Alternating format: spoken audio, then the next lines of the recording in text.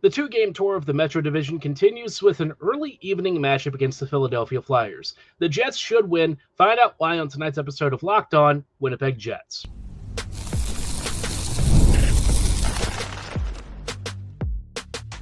Your Locked On Jets, your daily podcast on the Winnipeg Jets, part of the Locked On Podcast Network, your team every day. Hey friends, and welcome to tonight's episode of Locked On Winnipeg Jets, part of the Locked On Podcast Network, your team every day. I'm your host, Harrison Lee, an avid Winnipeg Jets fan and an online blogger. You can follow me on Twitter at HLivingLoco and at LO_Winnipeg Jets. Thanks for making Locked On Jets your first listen of the day every day. If you enjoy what you're hearing, be sure to like, follow, and subscribe on all of your favorite podcasting platforms and YouTube. Doing so, of course, is always free of charge and ensures you never miss another episode. Most of all, we just love and appreciate your support. Tonight's episode, obviously, the Jets will be taking on the Philadelphia Flyers tomorrow, and I wanted to preview that game and also check in on a couple of interesting lineup choices, in particular on the defense, and also maybe check in on how some of the baby Jets are doing. I've talked a lot about the Jets' youth right now, and obviously for Winnipeg, this prospect pool may not have the craziest high-end talent in the world, but what I think the Jets do have is a fair bit of depth. We'll chat about who has stood out early in their seasons coming right up. Before we do, though, just wanted to let you know that today's episode is brought to you by FanDuel. Download the FanDuel app right now by visiting FanDuel.com and win $300 in bonus bets if your first $5 bet wins. So, Jets, Flyers, this is shaping up to be an interesting game. Philadelphia, for their part, has been okay to start the season. They're like 1-1-1. This is a game where, in theory, the Jets should have a pretty good opportunity to come away with 2 points. Now, I say this every time, and for the first few games, it's been a little bit more pressure on the Jets, in part because Winnipeg's defense hasn't exactly been stellar. No matter what and how you slice this, you just know that you're going to be a little shorthanded. So for the Jets, it's kind of imperative to be a couple of different things. One, disciplined. Two, clinical. And B, just, I guess an ability to persevere, survive, whatever it is you want to call it. Do we want to call it number 3, survivalism? That's maybe the best way to tag it. The Jets have done well so far to start the first couple of games. 2-1. Obviously, the Stars game, they didn't really have the ability to survive some of the losses, and the goals kind of piled up very quickly. But again, Dallas is a cup contender. Not super shocking that the Jets ran up against, unfortunately, some pretty good depth and, top-end talent on a Stars team that's just, from top to bottom, fairly stacked. So for the Jets, obviously, the rest of this month isn't going to be nearly as hard, and I think the Flyers kind of fall into this category. The Flyers, for their part, though, do have quite a few talented players, and in this current lineup, this could be a bit more of a challenge than I'm letting on. Up front, the Flyers will have Konechny, Couturier, and Michkov on the first. The second is Forster, Cates, and Brink. Your third is Zegras, Dvorak, and Tippett. And on the fourth, Grabenkin, Luchenko, and Hathaway. On the back end, possibly York and Sandheim as your first, Sealer, Drysdale as your second, Andre and Zamula on your third pairing, and in net, Ersson and Vladar. So we'll see who actually dresses on the defense, just because York is I think still on IR or about to be activated off of it. Not really sure who else would come in for him. But this Flyers team, I think what immediately sticks out is, first off, Zegras on your third line with Tippett is pretty crazy. There have been some trade rumors around Owen Tippett, and I think if you're the Jets, he's a guy that very much would be a very interesting veteran to potentially pick up. He's not super old. He's on the younger side, and he is a pretty nasty little finisher. In this Flyers roster, this top 9 really does feel fairly deep. Dvorak and Cates, maybe not the most elite centers, but I think compared to, what they've got out at wing, it'll work, right? Your wings are really talented. You've got a fair bit of scoring depth. And if, they can get this team rolling, I mean, this is a pretty solid, deep roster, probably one of the deeper offenses in the Eastern Conference, at least on paper. How it'll actually pan out, I don't know. Michkov, hasn't exactly had the craziest start to the season, and I don't quite know how that's all going to work. I'm always a big fan of his. He's a very talented player, but I'm also not super shocked if the coaching staff doesn't entirely like his game and struggles to make the most of it. All due respect to Rick Tocchet and his tenure in Vancouver, I don't really have a ton of confidence in him when it comes to a lot of the younger talents and how this team's going to play. So, if there's one thing that I think the Jets have generally done well recently, guys like Cole Perfetti, Chibrikov, they've been getting real chances to make a statement in the lineup.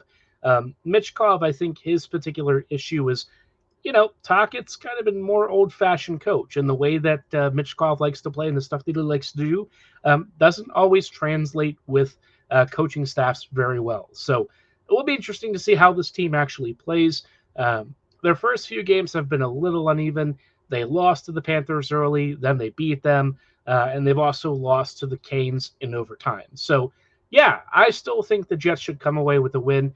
Winnipeg's lineup really shouldn't change too much. The only question mark is maybe Cole Koepke, who was there at practice today, so probably will be healthy. Not anticipating him going down. The Jets have apparently brought in Hayden Fleury. It seems like he should be back in the lineup. Yeah, my thoughts on this. I appreciate Fleury's last season, but, I just don't understand where the Jets feel this defense is capable of sustaining three guys who are quite realistically 6 or 70, all playing in elevated roles. You see, our next talking point is the Colin Miller question, and this seems to be a real blind spot for the Jets, and I'm not quite sure why. This is an area where you just don't really have a lot of room to quite frankly have margins for error.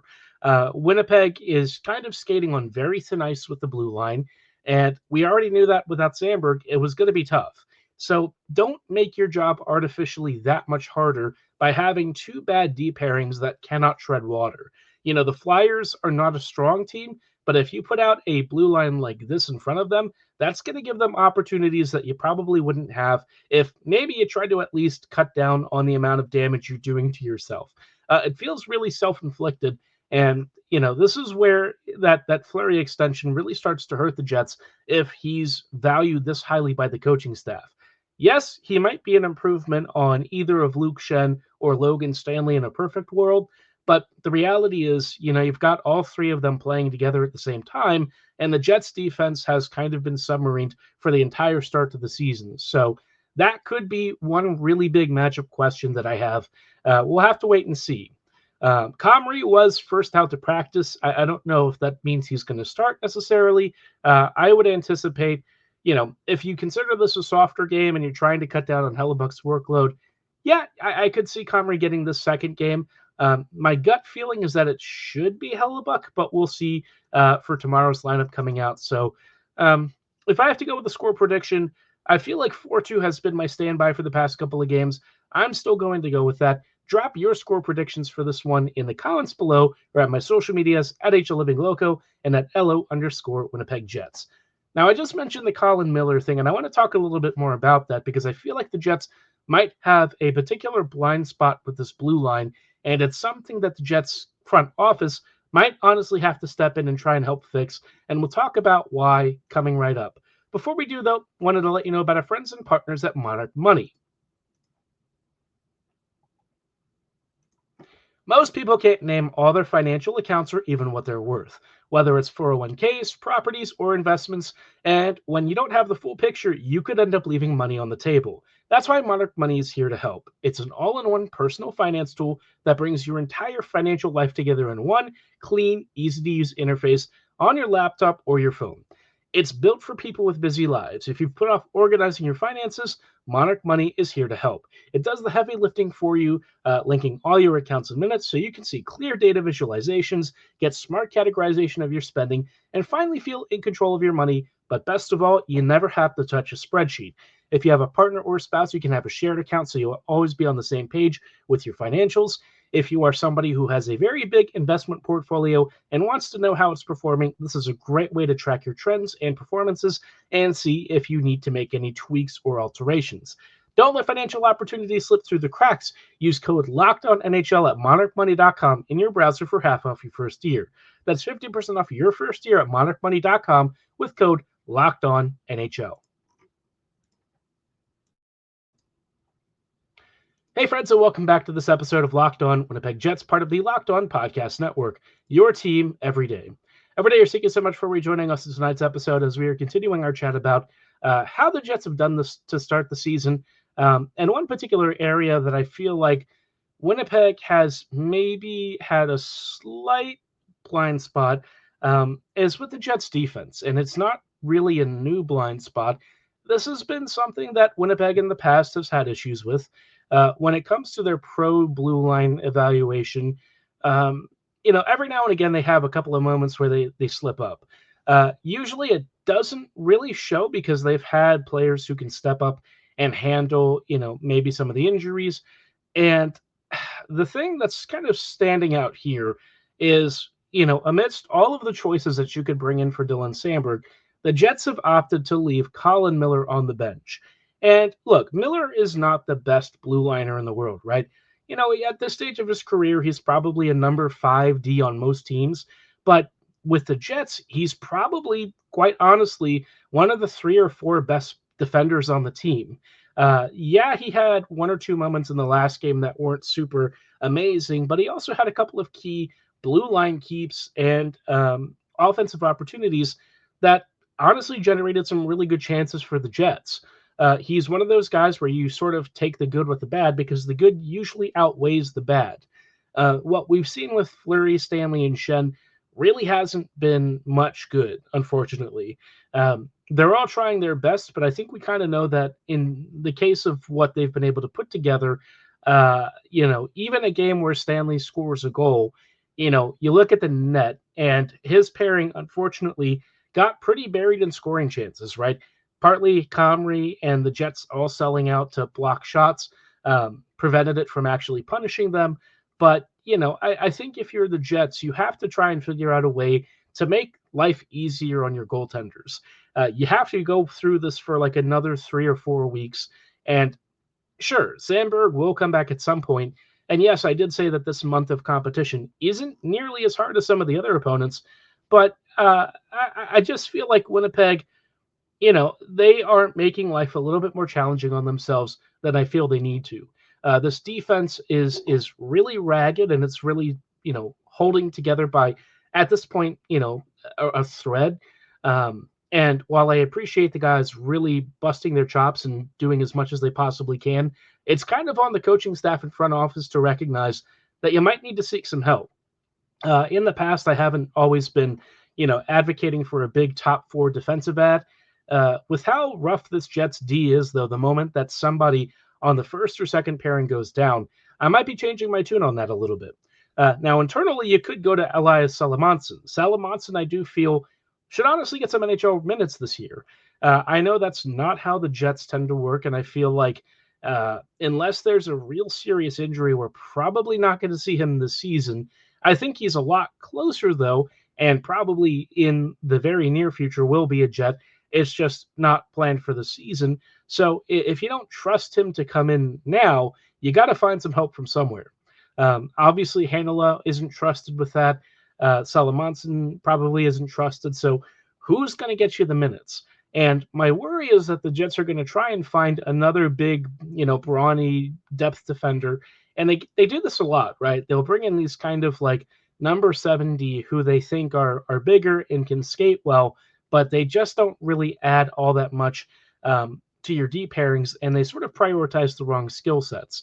I thought Schenn, when he came in, would be a solid upgrade on the third pairing, but the way that they actually use him and who they pair them with, it hasn't really worked at all. So I don't quite know how you work around this.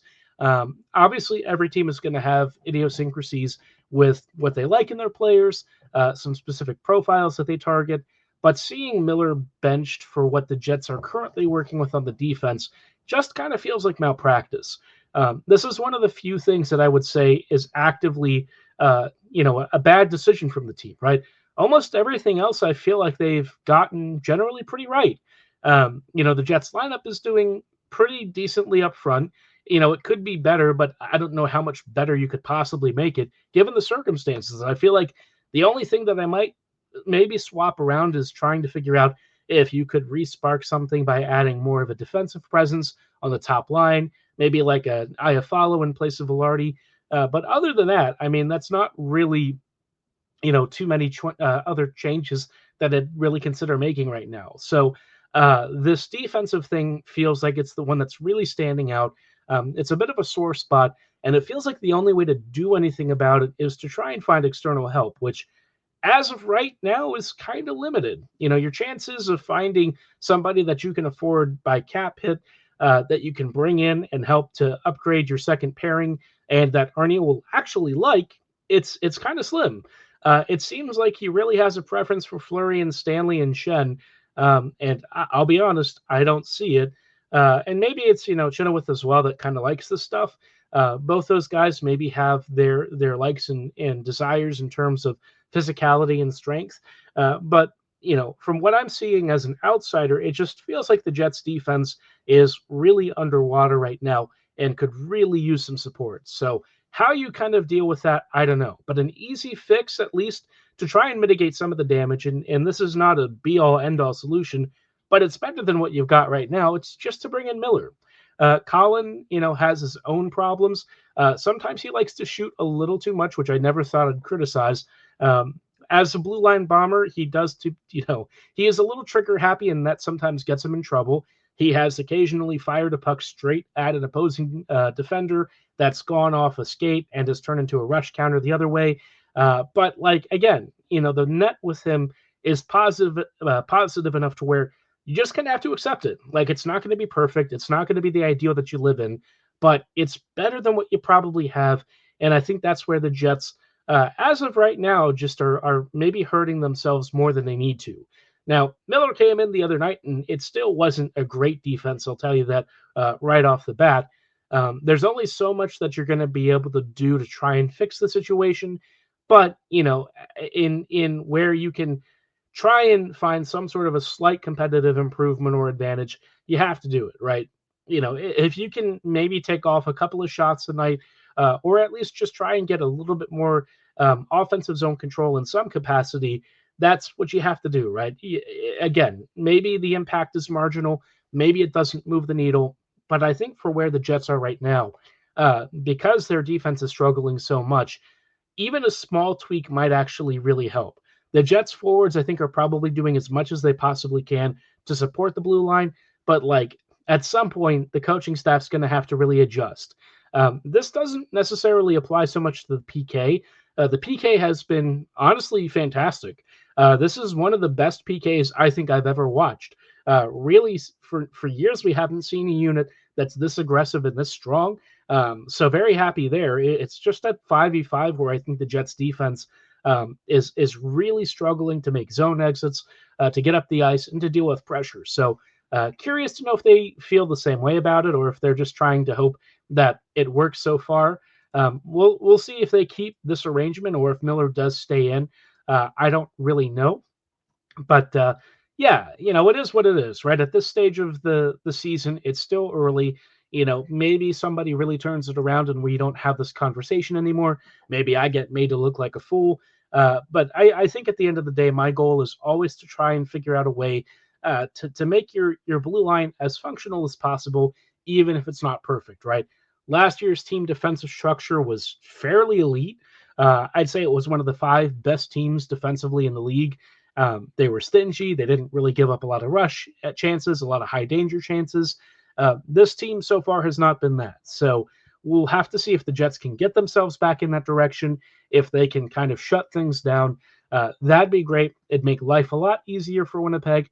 And hopefully, maybe give them some more chances to get the puck up the ice and create more offense. They've outscored their opponents for the most part in the first couple of games, but, that's not going to continue forever. So we'll have to wait and see. But at least for the time being, hope that, either Hellebuck or Comrie can kind of steal a few games while they're sorting that out. Now, speaking of potential help down the road, I did want to chat about how some of the Jets prospects are doing. Obviously, hockey season has started for a lot of these young kids already. Some are already 10 plus games into the season. Others have just started their years off relatively recently. We'll chat about who has stood out early with some surprising names you might not be expecting coming up in just a brief moment. Before we do, though, wanted to circle back to our friends and partners at FanDuel. NFL season is here, and FanDuel has an offer you don't want to miss. New customers can bet just $5 and get $300 in bonus bets if you win. That's right. Pick a bet, put $5 down, and if it hits, you'll unlock $300 in bonus bets to use across the app. If you are somebody who loves intimate stats tracking, this is your chance to make the most of your knowledge. You're already watching football, you're already getting obsessed about QBR, rushing yards, expected points per yardage, all that fun stuff. No matter what stat you're into, FanDuel can help you make the most of it, especially if you know your sports like the back of your hand. And if you're a brand new user, putting down $5 and winning that first bet gets you 300 in bonus bets to keep the bets and wins rolling. Whether you're a casual fan or a diehard, this is your chance to make the most of your Sunday afternoon. So, what are you waiting for? Visit FanDuel.com to download the FanDuel app today and get started. Hey, friends, and welcome back to this episode of Locked On Winnipeg Jets, part of the Locked On Podcast Network. Your team every day. Every day, thank you so much for rejoining us tonight's episode as we are chatting a little bit about how the Jets prospects are doing. You've heard me kind of chat about the Moose. Obviously, they're off for most of this week until Friday, so we'll have more Moose updates towards the end of the week and maybe over the weekend. But as it is right now, a lot of the other kids are still in action and kind of doing their thing. And there have been some, well, I would say very impressive early performances from some of the Jets youth, some of which I can't say I was exactly expecting. Right now, the top scorer in Winnipeg's whole system with 19 points in 9 games is Victor Klingzel. Klingzel is playing for Skellefteå's U20 team. And so, look, U20 hockey is not super high level, right? Swedish U20 especially is, it's a developmental league. It's not crazy. I get that. Being over 2 points a game at this level is still pretty crazy. So I'm very curious to know, once he graduates to the senior level, what he's like. He's a very high talent forward who tends to be more of a perimeter scorer and creator. And that's kind of had some question marks in terms of, what he projects to be at a higher pro level. But this is just not normal production for an 18 or a 19-year-old, especially for, a young kid. This is pretty crazy no matter who it is. And so I would say for those of you who are tracking, maybe guys who are 3 to 4 years out, keep a close eye on Klingzel. His development could be very fascinating because, he was a deeper round pick. He had some cosmetic issues in his game, but it seems like already he's showing off some really big offensive flair. 7 goals, 12 assists, really, really hot start. I've caught a couple of the clips of him overseas. Seems like he is loving life with Skellefteå's youth squad. Very curious to see, again, once he reaches the senior level, how that translates and what it's like once he's facing men who start to box them out a little more and maybe keep him to those perimeter areas. In second, we've got Kevin He with Niagara. He's picking up mostly where he left off last year, just under 2 points a game. He's at 13 points in 7 games. Very impressive start. Feels like since his performance in camp and preseason, he's kind of been shot out of a cannon. He might not have that 2 points a game start that he did last year, but I would just love to see him continue this current scoring rate or slightly improve it going through the season. He'll be most likely Moose bound at the end of this year if the Moose are still hanging around for the postseason. So I think he'll turn pro very quickly. Wouldn't shock me if he gets an NHL debut sometime next season. That's a pretty bold claim, but I have the suspicion that he's going to be fighting for a roster spot, at least in terms of an injury call-up sooner than later. Just a sneaky suspicion with that. In third, we've got Dmitry Rashevsky, 11 points in 15 games. It's a shame that Rashevsky didn't want to come to North America, but I also totally understand why. He's at home right now. He's doing pretty well in the KHL. He's speaking his native tongue, doesn't have to mess around with a lot of English. And, he doesn't have to fight a very veteran-heavy team for a chance to make the Jets. So I get it. At this point, I've kind of written him off as ever coming over. I think this past year probably would have been the time for him to do so. But he is technically in Winnipeg's system, so we'll still chat about him in the meantime. The guy that's next on this list, though, is going to really shock you because I wasn't really anticipating this start for him. Edison Angle, I remember telling you, was a very solid two-way D with some offensive jump, but not crazy production in the lower leagues. Well, his first season with Brantford, he's already got 10 points in 6 games. That immediately jumps out to me as very surprising and impressive. Now, obviously, the OHL is, again, it's a developmental league, right? So you're not going to be like thinking this is a kid knocking on the pros immediately, but like this is pretty nuts production from a guy who was a very like deep round pick. I forget if he was like the 4th or 5th round, but he was pretty far back for the Jets. Actually, sorry, he was a 6th rounder that he was taken. And, in camp, I thought he looked pretty solid. In USHL, his points totals didn't exactly jump off the page. He was like a third of a point per game. But you saw some good puck carrying ability in camp and preseason. He had a couple of good shooting opportunities. Nothing like super crazy. But already he has really taken flight, and I feel like that's very exciting for the Jets. If he actually does hit and becomes a very effective offensive blue liner, he's got fairly big size. He's 6'2", maybe not the heaviest skater, but at like 18 years old, obviously he'll have some time to put on some muscle mass. So this could be a real gem, a guy that I'm very surprised by, keeping a close eye on, and I think could be a fascinating one to watch out for. Last guy we'll chat about is just Kieran Walton. He's 6th on the list. The guy ahead of him is Christian Vesalainen. Vesalainen, he's never coming back. But Walton at least is a little more on track. Now post-concussion, good to see Walton is playing again. 4 points in 4 games.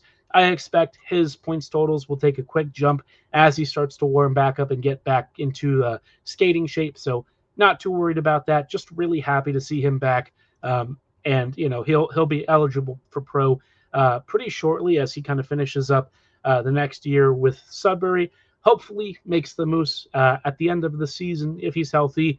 Would be great to see him come in and be a real scoring presence and skill add to this Moose team that's already so deep. So very exciting prospect pool we've got, I think. Yes, you don't have the craziest high-end prospects that you get from like a top 5 lottery pick, but I'm feeling pretty good about a lot of these dudes who are in this Jets system and have already shown some early promise. Let me know your thoughts on the Jets kids and how you think they're doing. Drop your thoughts below or at my social medias at HLivingLoco and at LO_Winnipeg Jets. For tonight's episode, though, that's going to be all the time that we have. I thank you so much for listening and making Locked On Jets your first listen of the day. Every day, we'll see you back here tomorrow. So have a great night, and as always, go Jets, go.